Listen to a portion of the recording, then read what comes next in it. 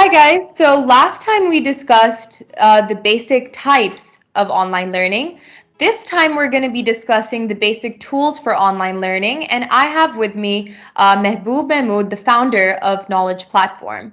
Mahboob, why don't you tell us what are the best basic tools for online learning?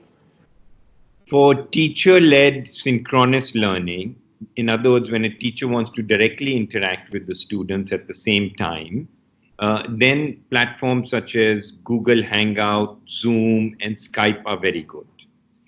For teacher-led asynchronous learning, when a teacher wants to post work assignments for students and doesn't need to do it real time, then a platform like Google Classroom is very good.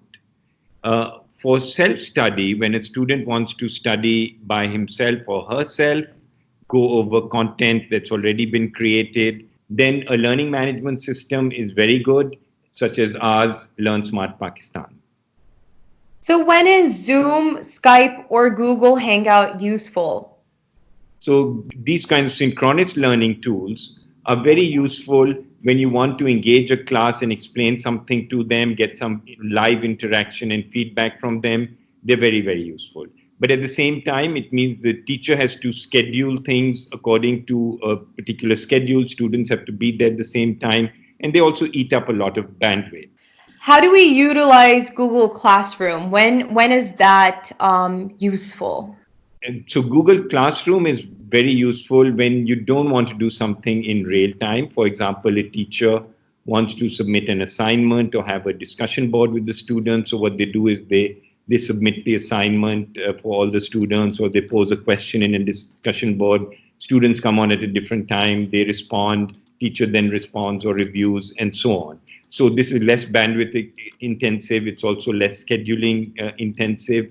So it's very good for this kind of teacher-led asynchronous interaction. What about a content-rich learning management system? So that is best when a student wants to study himself or herself. He or she can go on, they can prepare for a lesson, they can revise, and if the system has a rich personalized learning pathway, they can hone in on where their weaknesses are, and they can study and do tests and exam and so on and improve by themselves. This is also not so bandwidth intensive, and like asynchronous learning, the students can pretty much do it 24/7. All right. Now, which approach has the greatest teacher load? The greatest teacher load is with teacher-led synchronous learning. So when you use, for example, Google Hangouts, because then the teacher has to schedule the lesson, all the students have to be there at the same time. So it's a lot of work on the teacher to organize everything. The middle load is with teacher-led asynchronous learning. For example, when they use Google Classroom to post an assignment and then they look at the assignment later. The least load for the teacher is a learning management system like ours, Learn Smart Pakistan, because in that the student goes and studies by themselves, but of course the teachers get to see the progress and the reports of the students.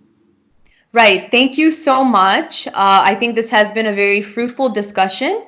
And now a lot of you guys might have even more clarity about what kind of tools there are out there that you can use and what the uses of each one are. Thank you so much, Mahboob. Thank you very much.